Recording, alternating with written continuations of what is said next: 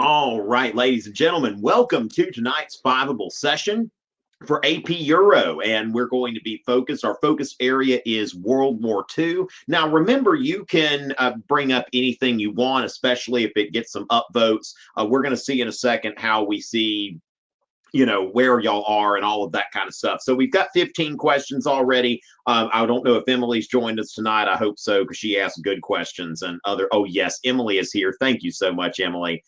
Just the light of my life tonight. I tell you, I thought maybe they were just 15 like bad questions or people trying to get me to do their homework for them. Let me get a little jug life going here, and then we'll take a look. Stay hydrated, kids. All right, so let's go ahead and figure this out. Where are y'all right now?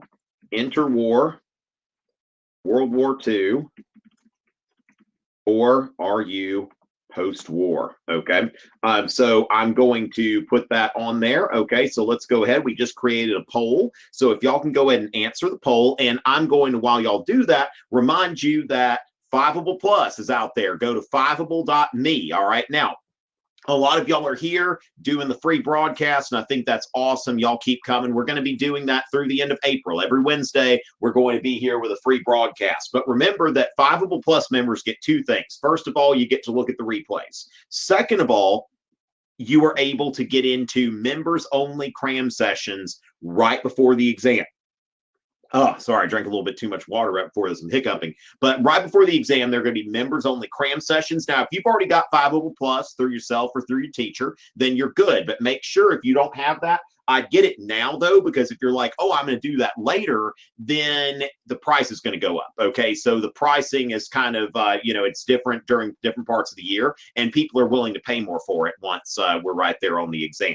Okay, so as far as that goes, let's make sure I have to use my Fiveable Plus account to watch this later. Okay, Mr. Good, that sounds good. You know what, Mr. Good sounds good, and Mr. Good's helping me sell this. So when it comes down to it, make sure that y'all are, you don't want to be stuck, if you miss the replay and you're 4-year-old, which those of you taking the exam, you don't have 4-year-olds, I don't think. But yeah, you'll have to use that Fiveable Plus account. So very good. That was very timely. So it makes things very flexible. Also, while you're studying, you can kind of go through and I want to look at this. So anyway, it looks like most of y'all are on World War II. So that's great. Okay, we've got a great thing here. And let's go ahead and get it set. Okay. All right. Let's see. So how close were Germans to developing a nuclear weapon? Okay, Sonia, I'm going to go ahead and put that in the not on the exam category. Now, I'm not so sure about that. That is a good question. But then again, what we have to remember is the brain drain. Like if you think about the Nazis, and they were running a lot of their greatest minds out of Germany. You look at people like Einstein that were coming over. So I don't really know how close they were, or if there was any kind of German Manhattan Project or anything like that. That's a very good question, but I'm not so sure about that. Okay, so Katrina, that is a very broad question. Okay, that's almost like, okay, that I don't know if I can really answer that. Okay, so as far as that goes, now, Emily, this is something that I think is is important to kind of note, because if you think about it, it's like the Holocaust is a very important topic, but at the same time, I think I kind of have a similar situation when I'm thinking about civil rights, for example, in U.S. history. How much time to spend on civil rights, and really how much have students had before? Okay, so when you think about topics like civil rights and the Holocaust, civil rights for U.S. history, the Holocaust for European history.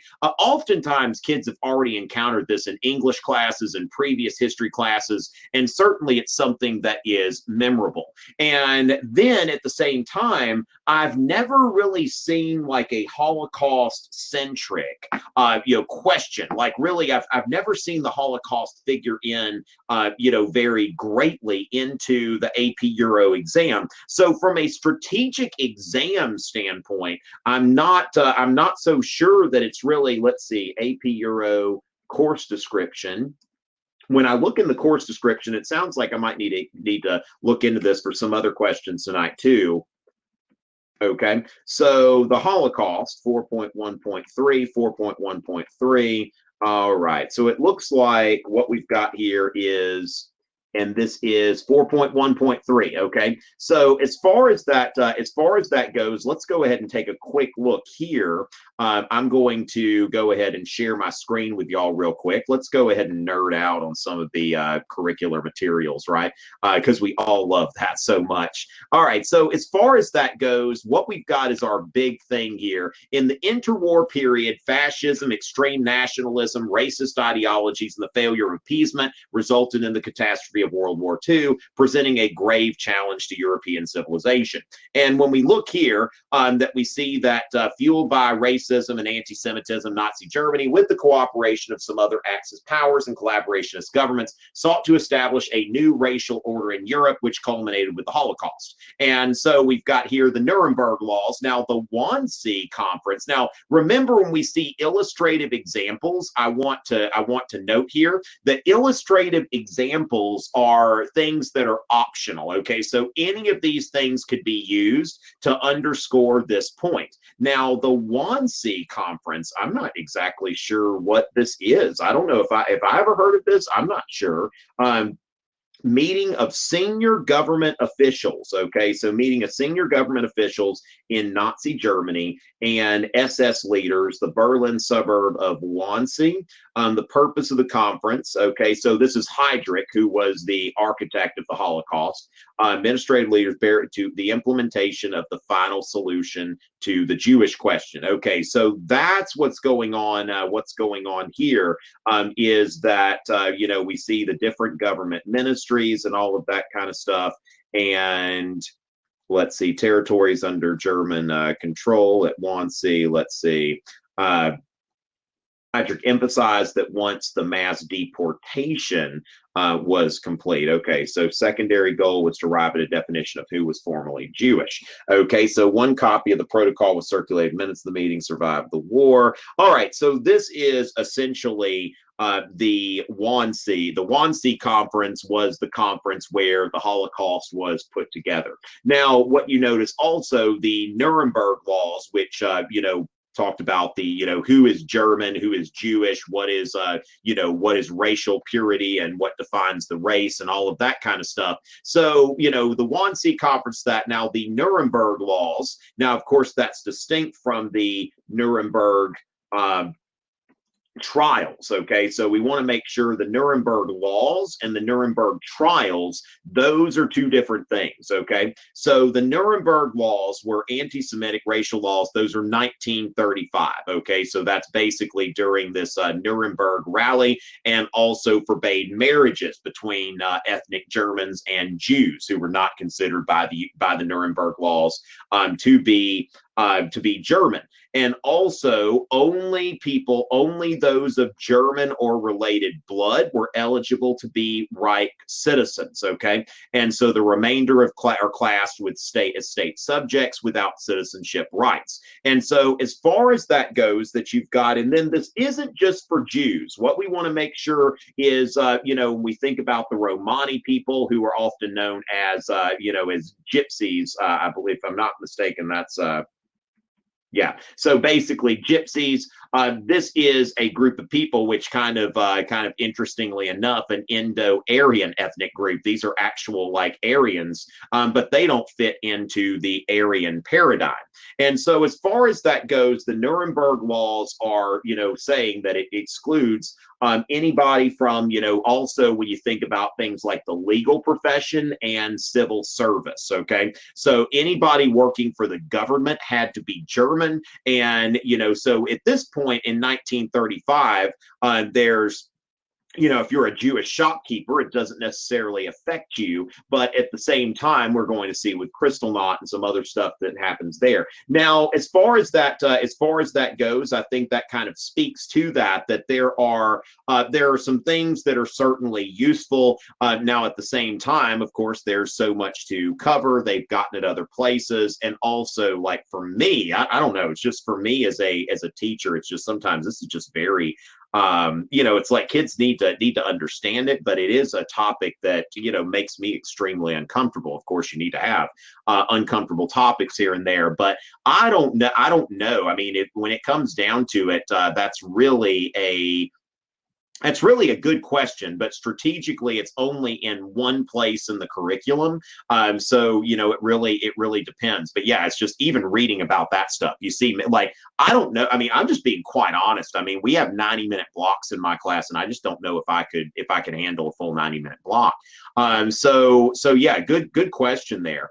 And Poland. All right, Bella, what about Poland? Are you just making a Poland reference? Now we want to make sure that Poland, of course, is a big deal in World War II. Okay, because remember that Poland had been partitioned during the period of enlightened absolutism in the late 18th century. Poland was partitioned into three parts between Russia, Prussia, and Austria.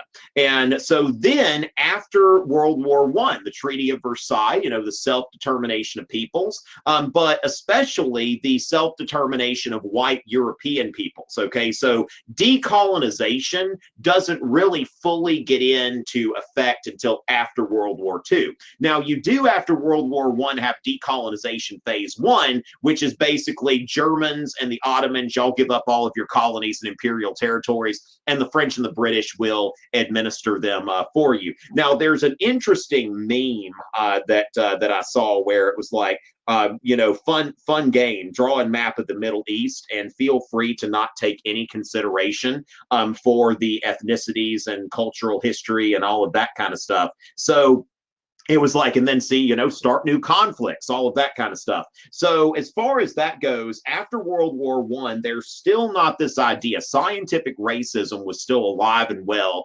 in the aftermath of World War I. And so you didn't see, self-determination of peoples worldwide, but self-determination of European peoples. So Poland was one of these nations that was created out of the, this area between Russia and Germany. And so Poland's created. And of course, Poland was the catalyst of World War II, that Hitler, when he went to Czechoslovakia, that wasn't quite enough. The Munich Agreement was to stop Hitler, basically stop Hitler from going into Poland, but appeasing Hitler and letting him go ahead and go into Czechoslovakia.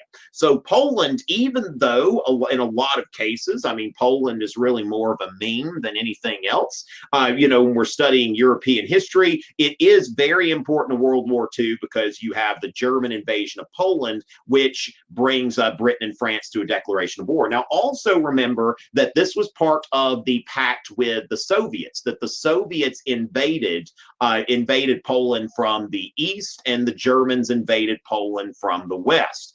So as far as that, yes, Prime Minister Neville Chamberlain.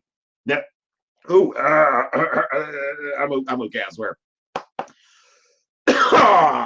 Okay, so now, how much does military? Okay, now the thing is, Emily, this is where we get into and I've been on my soapbox about this a lot. Like, one of the things that really irks me is sometimes when I'm trying to recruit for AP Euro, it's like all the fun stuff gets taken out. Okay. So when it comes down to it, that's not going to factor in very heavily. Okay. A lot of times it's really like causes, consequences, and then major like turning points and stuff like that. But really, the military strategies and that sort of thing, I don't, I'd like to see more of that stuff on the test, but not so sure that that's going to be there.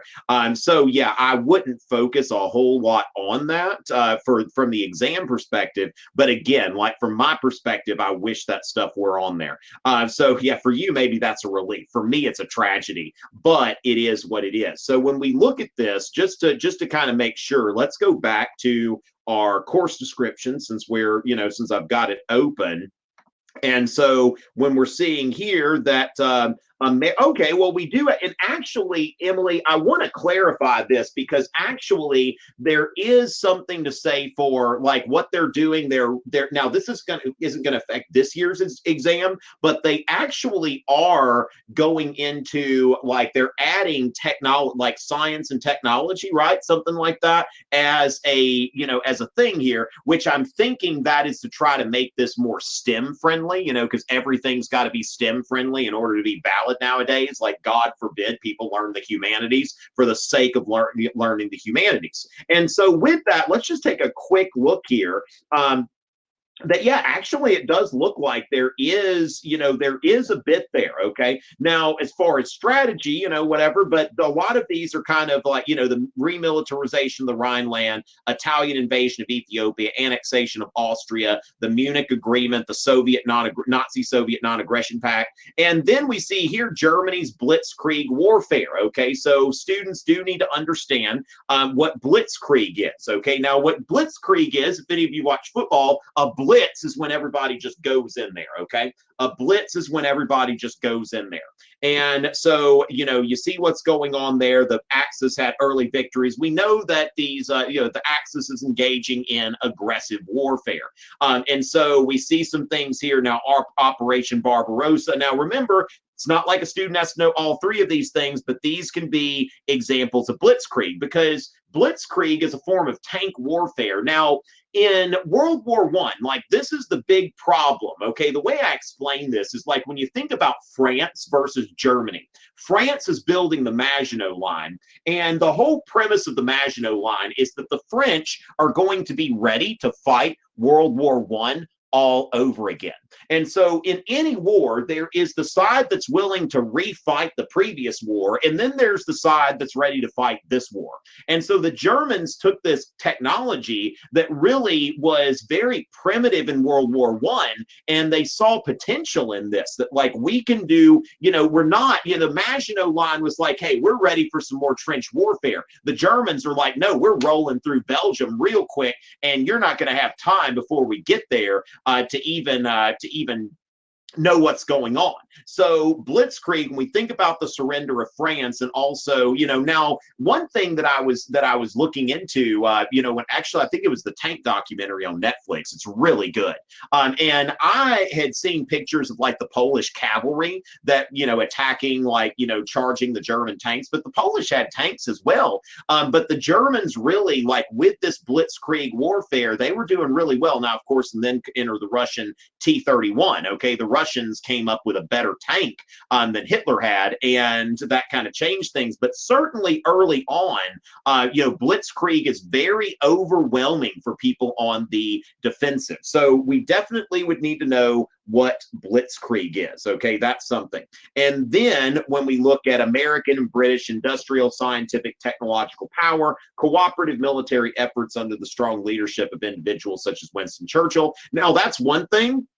Since Winston Churchill is on this side, if anybody's ever looking through this, course description, that if it's in this column, we want to make sure we know these things. Okay, so for example, Blitzkrieg, the Axis, we want to know who the Axis powers are. Then we need to know who Winston Churchill is. Winston Churchill is a non-negotiable. Okay, so Winston, let's see. Okay, Winston Churchill's a non-negotiable. You want to make sure that that's there. Okay, and then the USSR, that sort of thing. So we want to know what's going on there. And so yeah, so that I think is going to be pretty much the extent of it. Okay, so when we see this. So I think that a general outline of the key events in World War II, and with the key events here, we're thinking about the remilitarization of the Rhineland, Italian invasion of Ethiopia, annexation of Austria, which of course Hitler went into Austria, what's known as the Anschluss, without firing a shot. He was unopposed by the Austrians. Of course, that's where Hitler was originally from. And the Nazi Soviet non-aggression pact. Okay, and so going from there, the surrender of France, Poland, and then Operation Barbarossa, and then it kind of trails off, doesn't it?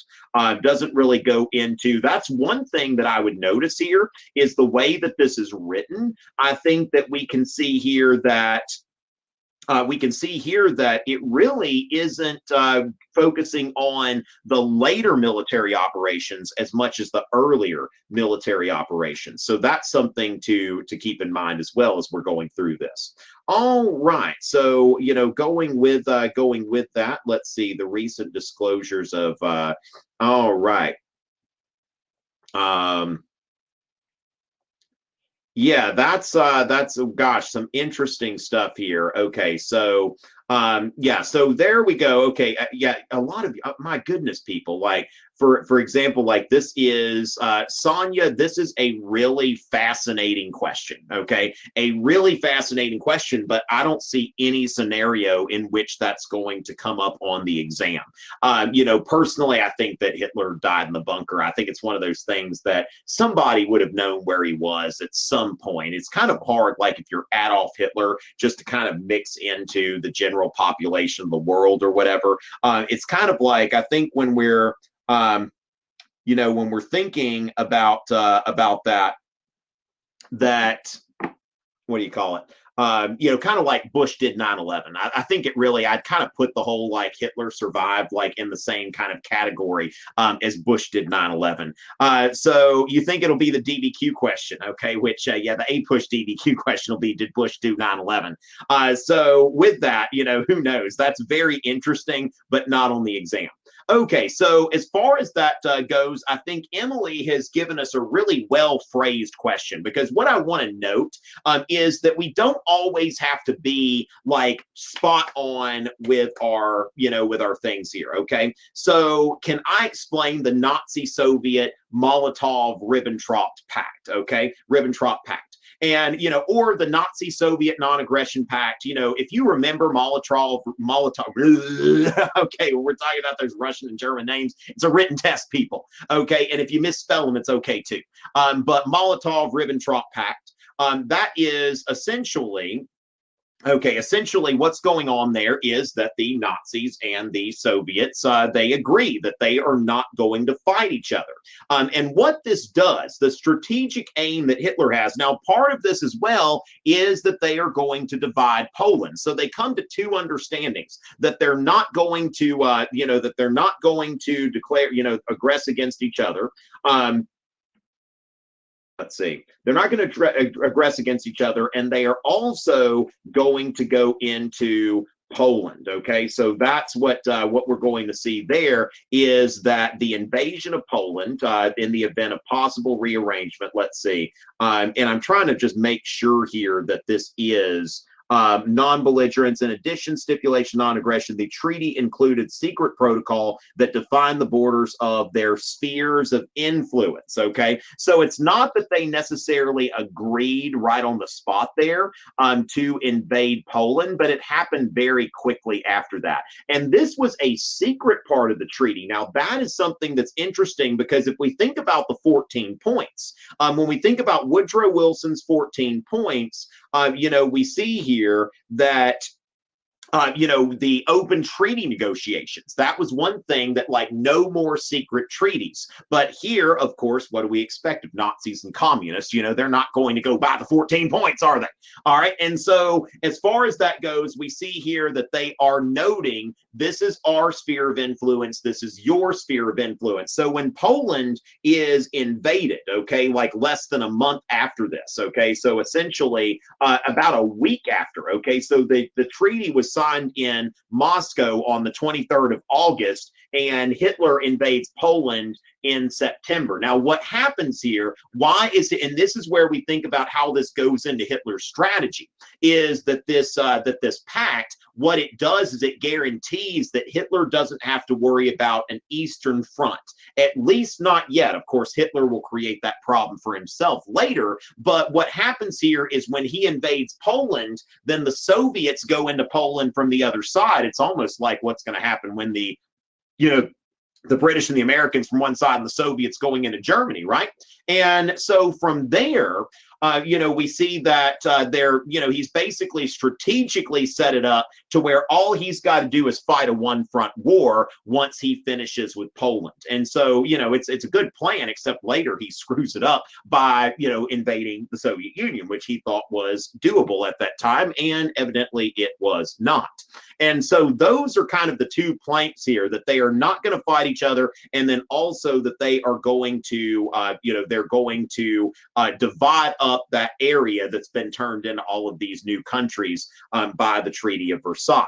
All right, so with that, thank you so much, Emily. All right, and so with that, let's see, my study book recommends not spending, okay, so let's see, not spending too much time on World War II. Yeah, and Emily, I think that this question, like worrying about the lead up, I think when we just what we saw in the course description, I think that that is very much okay. It's like, you know, you've got the lead in, which figures pretty heavily into the way they've got this set up, and then it's like, Winston Churchill, you were a great leader. Okay, and that's basically, like, from what I saw, like the actual World War II.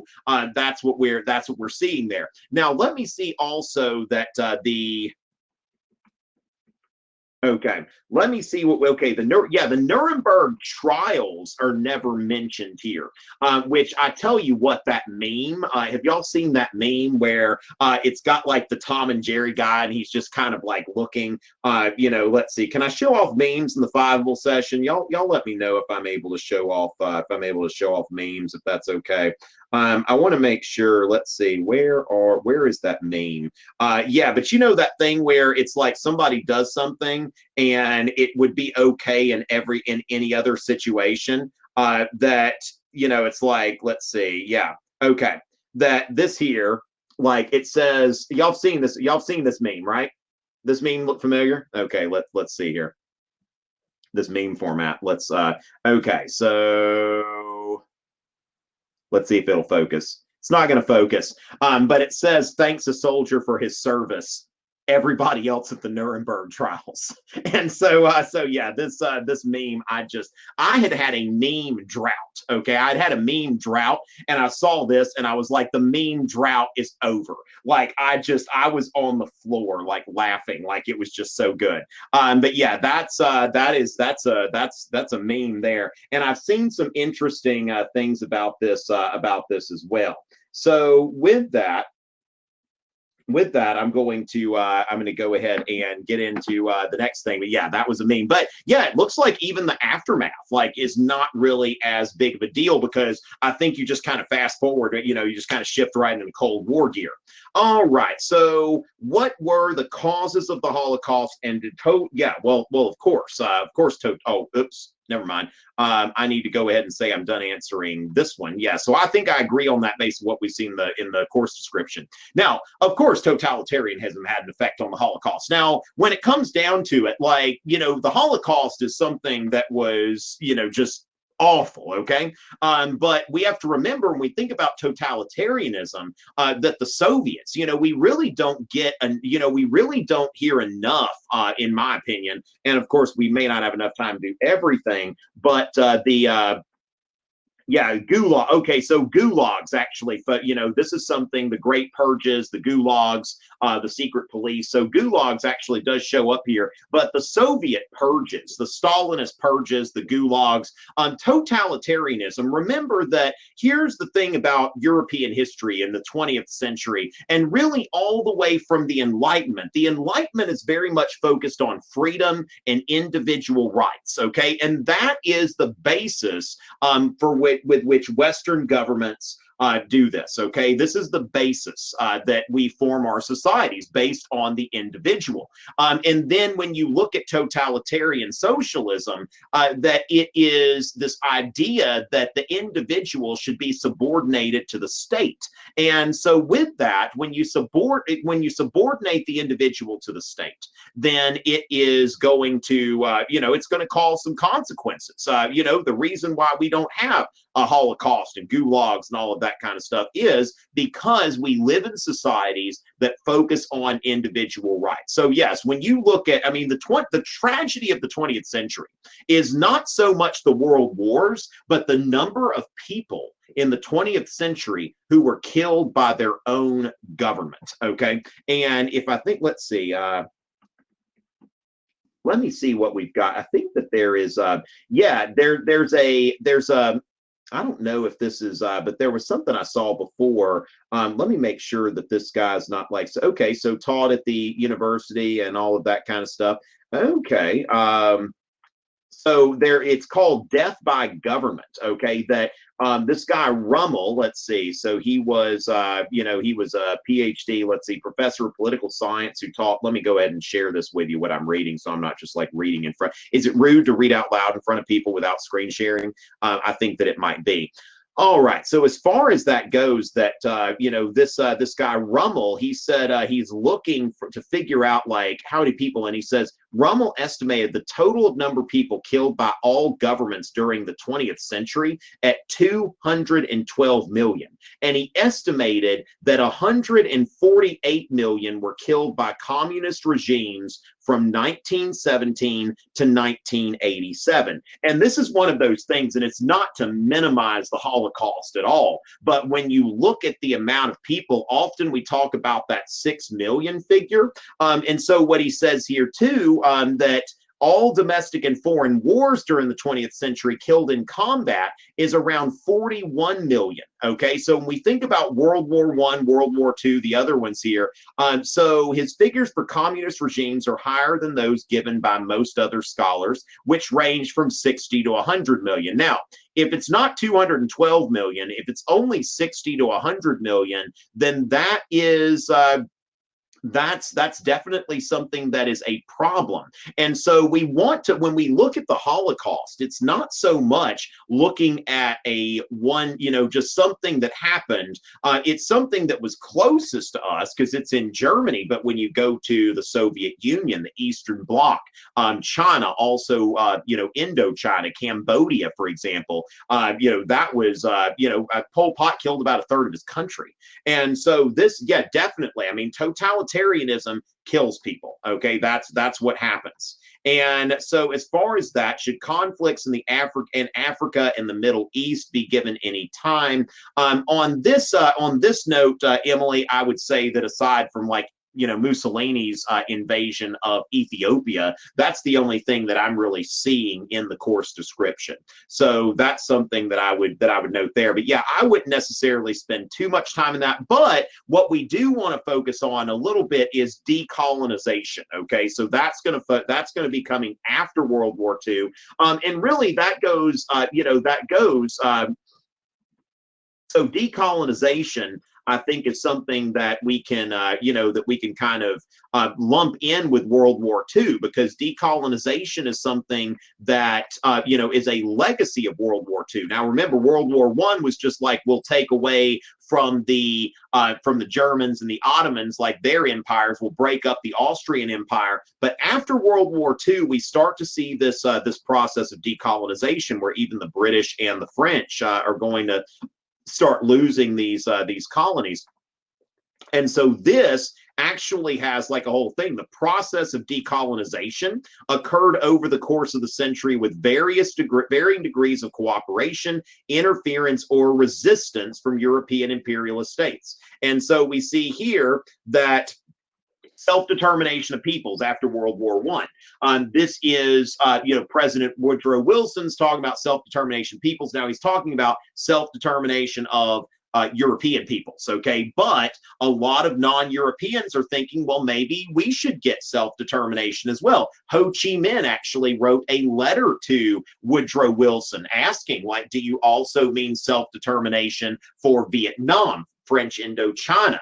Do you mean that as well? And so we see here that the League of Nations, now the mandate system, okay? So you want to know about the mandate system. You don't have to go into all of that, but it's kind of like that meme that's circulating right now where it's like, hey, fun activity, draw boundaries for the Middle East with no, with no attention to history or ethnic groups, and create new conflicts. And so that's what's going on there. And of course, the strategic interest in the Middle East and its oil. Now, what we see here is that despite indigenous nationalist movements, independence for many African and Asian countries was delayed until the mid and even late 20th century by the imperial powers' reluctance to relinquish control, threats of interference from other nations, unstable economic and political systems, and Cold War strategic alignments. So, for example, like Algeria, okay, what's going on in Algeria would be something. Now, France, what you're doing here is you see that France was fighting to maintain control of Algeria, and then also France was fighting in Indochina. So we would look at it from a European perspective, but definitely after World War II, there definitely is, especially on the part of France. France has been so thoroughly embarrassed by World War II. And I think that what's important, it wasn't until I went to Paris that I realized, like, Paris is full of like military monuments. I mean, it is a military town, that they're all over the place, just these monuments to militarism and French martial glory. And you see what happened in World War II. I mean, it's just embarrassing. And the French, you know, they're fighting to try to maintain control of their colonies after World War II, and they did so unsuccessfully. And so even more humiliation, where, you know, it's just France isn't really taken seriously today as a military power, even though they have a rich history of military power. So with that, you know, yeah, I would say that decolonization should be something that should be gone into as a legacy of World War II. All right. So with that, yeah, Sonia, again, all kinds of interesting stuff, not the kind of stuff that's going to be on the exam. If this kind of stuff were on the exam, we'd probably have more people taking AP Euro, to be quite honest, and it wouldn't be a struggle for me to get that course to make every year. So why did Hitler invade the USSR? All right, and Anna, this is the big question, right? You know, why did Hitler make a stupid decision here? Now, one thing that I think I was hearing about is, I believe, the Soviet Union. What Hitler's trying to do is to get to the oil fields in the Caucasus Mountains. Okay, like if we were put, you know, world oil production centers. Okay, let me see if I'm able to find something here.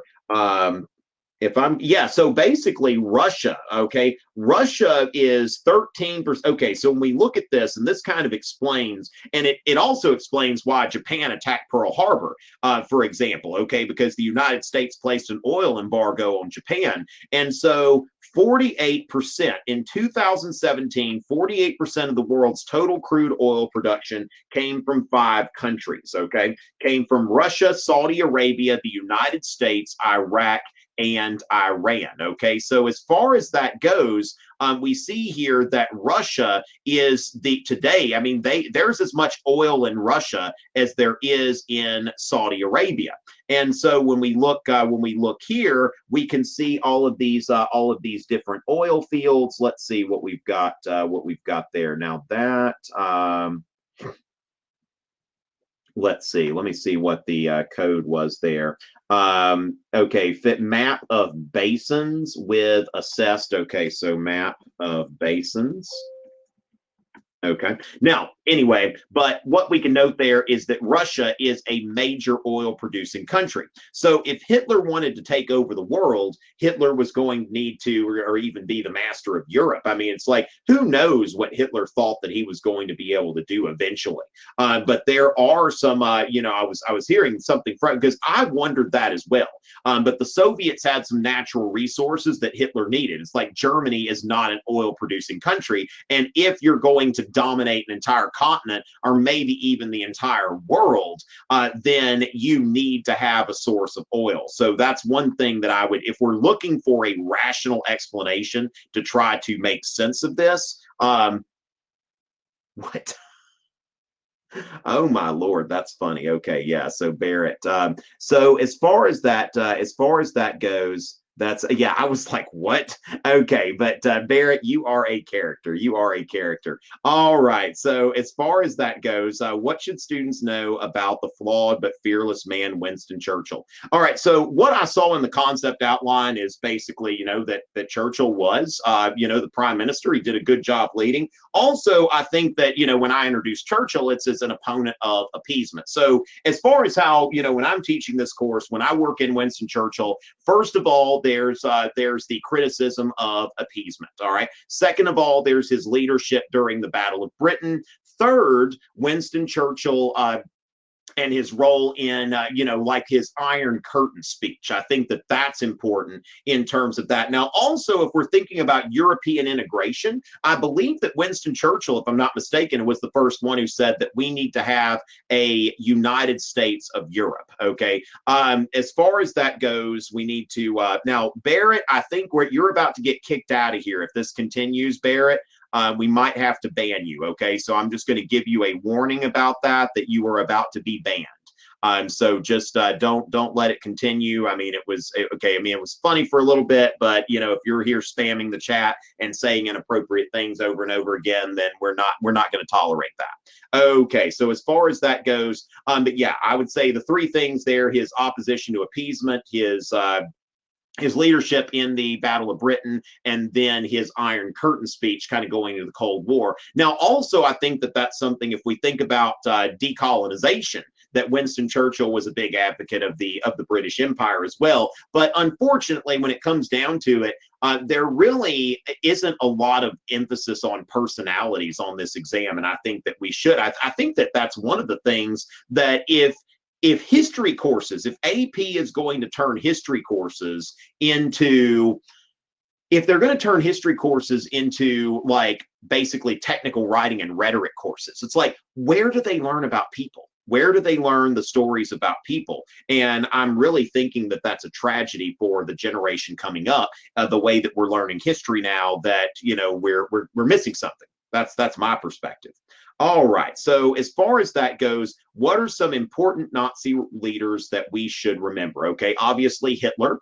Then I would say Joseph Goebbels, who was the minister of propaganda, would be very important. Also in that conference, now these are people that could be, I mean, I don't think that knowing other Nazi leaders, now if you're going to write about propaganda, I think Goebbels is a good person to note. Now there's also, we saw in one of those articles, at that conference that set up the Holocaust, Heydrich was somebody who was the architect of the Holocaust. But when it comes down to it, this isn't a course about Nazi Germany. So really, I would say that besides Adolf Hitler, I don't think that any leader of the Nazi Reich is necessarily essential. Okay, so just keep that in mind, that you're not going too far down the ladder. I saw, there's an interesting documentary on Netflix, Hitler's Circle of Evil, that was really good. But a lot of stuff, yeah. So maybe Himmler or Heydrich, but yeah, I wouldn't go. Yeah, it was a good documentary. But as far as that goes, yeah, I would say maybe two others besides Hitler, and beyond that, I mean, this is not a course on Nazi Germany; it's a survey level course. Is Italian fascism a frequently tested topic? The thing is, when it comes down to it, what we want to remember about this exam is not comprehensive. It's really kind of like Russian roulette, and sometimes Russia won't even be on the exam. That there are years where people are like, whoa, I'm glad I studied the French Revolution. And then there are years when kids come out of that exam and they're like, it wasn't on the test. Like, I studied the French Revolution and it wasn't on the test. There will be years where the Russian Revolution is not on the test. There will be years where it's not. And especially with this 55 question multiple choice rather than 80 like it used to be. And when you've got the stimulus based questions, so that, they're really like going deep into certain topics, there are a lot of topics that won't be on there. Now, that is to say that any given year, Italian fascism could be on there. And so we want to note that Italian fascism, it's not Nazism. Nazism is a variant of fascism, but it is so-called right-wing, what I call right-wing socialism. It is nationalistic and militaristic and also corporatist, all right? So, which I saw some meme where, somebody was talking about the Hugo Boss sale, and it had this guy dressed up as like a Nazi officer. And the thing is, like, I didn't realize, like, I was like, why is this funny? And the guy's like, well, Hugo Boss designed and made the Nazi uniforms. And so with that, like corporatism, like they're basically, when we look at left-wing socialism, okay, when we look at left-wing socialism, Barrett, you can take that to Twitter or something like that. That's not really relevant here. I'd ask you again to keep it relevant, because otherwise we're gonna have to boot you. All right, that's your final warning. All right, so with that, when we think about fascism, nationalism, militarism, corporatism, okay? Now, when you look at left-wing socialism, communism, Bolshevism, you are looking at state ownership of the means of production. Whereas in fascism, you have corporate ownership of the means of production. So there are corporations, like you had Hugo Boss and BMW and like all of these other corporations, but they are working toward the goals of the state, okay? It is not, this isn't something that, that they're that's a free market. Okay, so it's not a free market economy, but it is, bringing corporations into the mix and an alliance between government and corporations. So yes, very well could be on the test, but from year to year, no way to know whether anything will be on the test. All right, so explain some of the more important points of the final solution. Okay, so Ria, I think we've already kind of gone into this a bit, but we want to note the Nuremberg Laws, which defined what it is to be German, okay, that someone of Jewish blood cannot be German. And so it's defining what Jewish is, what German is, and if you're Jewish, you can't be a citizen, you can't be a lawyer, you can't be a government official, and you can't marry a German. You're basically a subject, okay? So first of all, we have the revocation of citizenship. And then you have Kristallnacht, which is about 1938, and this was where the Nazi Party is just like, hey, just go and smash up Jewish-owned shops, okay, because of this whole idea that just because there were a handful of Jews in this communist group that tried to subvert the German government at the end of World War I, that it must be some huge Jewish conspiracy, and so they harassed the Jewish shopkeepers, and then from there, it wasn't until the war started, really, that you start to see the implementation of the final solution, the concentration camps, and all of that. But yeah, the Nuremberg Laws would be a good piece of information to bring into that. All right, so Vichy France, okay, what Vichy France was that there was a zone here, okay, so when we look up Vichy France, and I'm going to pull up, Wikipedia's got a really nice looking map here for that. All right. And so this is from 1940 to 44. Let's see, I need to find okay, here we go. And I'm going to go ahead and share my screen with you so you can see what's going on. All right. And okay, so we've got the occupied zone. Okay, so what happens here? Now, of course, we see that the Germans go ahead and they annex Alsace-Lorraine. Okay, so they annex that to the German Reich. And then we see here that a zone of German settlement. Okay, so we think about that Lebensraum, the living space. Okay, so there will be some Germans that are settling here. And then we have here on the Atlantic, okay, the occupied zone. So the Germans are occupying all of France that could be strategic. All right, so when we look at all of that, these are the parts that could be strategic. And then, which is kind of interesting, is it almost looks like a map of, like, many of y'all watch the Man in the High Castle, that we see here that this is the so-called free zone. Now note that there are Italian occupation zones, so Hitler's Italian allies are occupying part of France as well. And then there is the so-called free zone, okay, that where the government is based in Vichy. So the reason why it's called Vichy France is because that's where the government is, and it's essentially a puppet government. It's really similar to what Stalin is doing later in the Eastern Bloc, setting up these governments that are going to be friendly to the Soviet Union. Okay, so with that, they get someone who was a World War I hero. Okay, this guy Pétain. I don't know what his, how to say his name in French. All right, but Philippe Pétain or Philippe Pétain or whatever you'd say here. Now, he was a World War I hero who was a Nazi collaborator and was the marshal of, so he was, the chief of the French state. Now, after the war, they actually, he was sentenced to death, but they commuted his sentence to life in prison because he had been he'd been a World War I hero, and he was very, very old. You can see here, I mean, when he died, he was like 95 years old. So when he was 84, ranks as France's oldest head of state. So he was very, very, I didn't realize how old he was at that time. So with that, that's Vichy France, that basically a puppet government set up by the Germans. Okay, Pétain. Okay, so as far as that goes, Pétain. All right. Got it. Okay, so the stream was unable to connect. What? All right. So with that, we've got that. Now the French resistance I've never seen come up on the exam, so that's something I'll just tell you. I mean, that's not something you really have to focus on.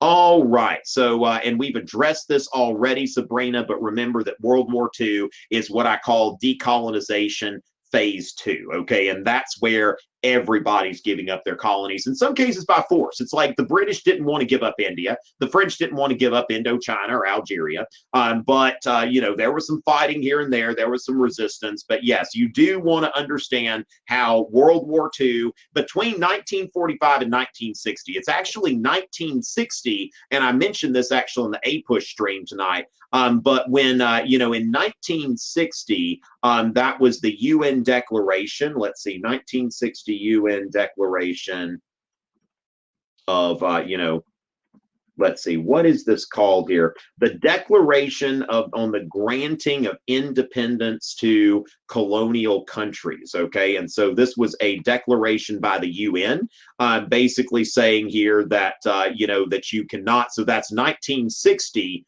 where the UN comes in and says that we don't support like any further like European justifications for colonization. Now, there are some, like, for example, I've spent some time in, I was in the Dutch Caribbean last summer. And so the Dutch, like, they've got islands like, St. Martin and Curacao and some other place, Aruba, where these are, what they've done is they've given these, basically these islands the same status as the Dutch. They're not Dutch colonies. They have the same status as the Netherlands. So the Kingdom of the Netherlands is treated as like 4 or 5 like constituent nations. So they're basically a nation within the Kingdom of the Netherlands, not a colony. So there are still some places like in the Caribbean that are, that they are part of European countries, but they're not in a colonial relationship. They are in an equal relationship legally. All right. All right. Now, as far as that, Grover, you would have to elaborate on your question. What motivated Hitler to adopt some of the policies that he didn't agree with? You'd have to elaborate on that. All right. So as far as that goes, Joseph, definitely politics. But remember, like we were saying earlier, the lead up to World War II is very important. So we want to remember like the militarization of the Rhineland, the annexation of Austria. Basically, look at Hitler's pattern of expansion. So militarization of the Rhineland, the Anschluss, the annexation of Austria, the appeasement, the Munich Agreement, which is political, but Hitler goes to the Czechoslovakia, and then the as far as that goes, okay, we're just going to go ahead and just ban that user right off. Okay, so that's something. Let's see if we got that. Let's see. Yes, ban 10. Okay. All right. Yes. Barrett actually gave you a little bit of a warning there, but I don't know. Is it letting me ban? I'm not sure. All right. So as far as that goes, that I think that there's a place for both, but definitely the political concerns are going to be more important at the end of the day. All right. So as far as that goes, there's room for both, but don't get too deep into the actual battles. Now, this is where not battles, but military strategy. Let's talk about that. Let's think about that. It's less about individual battles, but we do need to know about military strategy. So Blitzkrieg, for example. All right. And so that's, really good question, Grover, about the Germans and D-Day. Not sure if that's going to, that's not going to be on the exam. Let's just remember that alternate history settings and what ifs, like we're not really going to see a lot of that on the exam. That the exam is going to be focusing about what actually happened and why that matters and that sort of thing. Like, how did this and this? This is the type of question we're not going to see on the AP Euro exam. All right. So when it comes down to it, how did Hitler's foreign policy compare with Chamberlain's or Churchill's? Well, the thing is, Hitler's foreign policy was basically based on aggressive warfare, whereas the British had renounced aggressive warfare by this time. All right, so the USSR's involvement in World War II, which, of course, as far as that goes, the USSR's involvement, they were attacked by Hitler. Now, one thing that's very interesting here that that when we look at the Russians today, they still have, like, you know, in a lot of Eastern Bloc countries, former Soviet countries, they still have a massive military parade on May 8th. And that's something that, you know, when we see the, you know, the USSR, they saw this as really, like, they called this the Great Patriotic War. And, you know, there was one time we had a Russian exchange student several years ago, and she asked us, because I was talking to a friend of mine about World War II, and what she asked us, that's exactly, yeah, the exam, I think, is on May 8th, isn't it? That we were talking about World War II, and our exchange student said, you were talking about this war. You say that you won this war. In my country, we say that we won this war. And I said, well, we did, and you did. We were allies. But that's something that in, you know, there's like in the Russian school system, they don't talk about this as a world war. It's like basically a war between Russia and Germany. And so, yeah, I mean, the Soviets lost like more, you know, far more people than anybody else. And Stalin was maybe understandably resentful about the delay in opening up another front. I mean, because we're thinking like, you know, British and the Americans are like, hey, we'll take care of North Africa and invade Italy and kind of take our time while you know, Nazis and communists kill each other. I mean, that seems to be kind of the strategy there. But anyway, yeah, the USSR's involvement, I mean, definitely Hitler got bogged down over there, and that was a disaster. So that was, you know, thank you, USSR. Is Yugoslavia frequently tested? Not from my, now the thing is, we want to be careful, because when we think about like the lead into World War I and all of that kind of stuff, again, frequently tested doesn't really matter, okay? What matters is what's actually going to be on your test. And so when it comes down to it, when we try to game the exam, I would say that if it's something that's relevant, go ahead and study it. Focus on what it is that you like. Don't try to study everything. Like, I would tell you to focus on areas that are, you know, areas that are good for you, okay? All right, that you want to study. Like, basically, don't focus on the stuff you know all about, but don't focus on stuff that you don't care about either. Like, look for stuff that's like relevant, that you would enjoy learning about, that you might have a little bit of a content deficit in, and go from there. But don't think like frequently tested, because this exam is going to be very random and you only take it once. If you were taking the exam 10 times, then it would make a lot more sense to do probability analysis, you see? But you're not taking the exam 10 times. All right. So are you going to make reviews for the earlier periods, like from the first 2 units? What do you mean? Remember, Fiveable Plus, ladies and gentlemen. Okay, so before the AP exam, we are going to be doing some cram sessions that are focusing on the different historical periods and topics. And so remember, go to fiveable.me, and you want to get into that. Okay, so make sure that y'all have Fiveable Plus if you don't already. All right, so as far as that goes, let's see, would you go through the Cold War and the proxy wars? Okay, that's, let's see, I think I'm about to be saved by the bell, okay? Self-studying for AP Euro, okay? Pay more attention on, be more equipped for the LEQs and DBQs. Evelyn, I do have, I've got all kinds of stuff on YouTube. Yeah, I've got a rubric, all of that stuff. There's a lot of stuff on the internet for you to play around with. So go ahead and play around with that, and make sure to, you know, the main thing is that you're parceling it out, okay? That you're thinking from week to week. I would say over these next 5 weeks, what is it that you're studying for, okay? And then go from there. Like, if you want to like, I've got my 10-week study plan on the internet. Let's see if I search for 10-week study plan. Okay, so that you can find that. Also, you can find that by Googling it, just Googling 10-week study plan. But this is something like, for example, you know, think in terms of, all right, if you'll make it a 5-week study plan, then just combine some of it. All right. So as far as that goes, ladies and gentlemen, what we want to make sure that we remember here, if I ever, yeah, you know, Bella, one interesting fact about me, I never took an AP exam in high school. that, you know, I graduated high school in 1998, and AP courses and exams were not nearly as proliferated as they are now. So I actually signed up for AP US History one year, and then we moved to another school that didn't have, you know, where we moved to another place in the school that didn't have AP US History. So that's the thing. Yeah, I have never before taken an AP exam, and yet basically that's my life to the extent that I even have a life. Okay, so thank you very much for the question there. And yes, my full name is Thomas. Okay, so thank you as far as that. De-Stalinization, we can get into that when we talk about the Cold War. All right, so ladies and gentlemen, again, go to Fiveable.me if you haven't already. Check out Fiveable Plus because there's all kinds of good stuff that's going on right before the exam. I'm glad that you feel that way. Now, also remember, those of you looking for DBQ stuff, go to YouTube, put in AP Euro DBQ, and I break that down for you. All right, ladies and gentlemen, thank y'all so much. And one more chug from the jug. Jug life. All right, ladies and gentlemen, thank y'all so much. And it is always a pleasure. Bye, Jillian.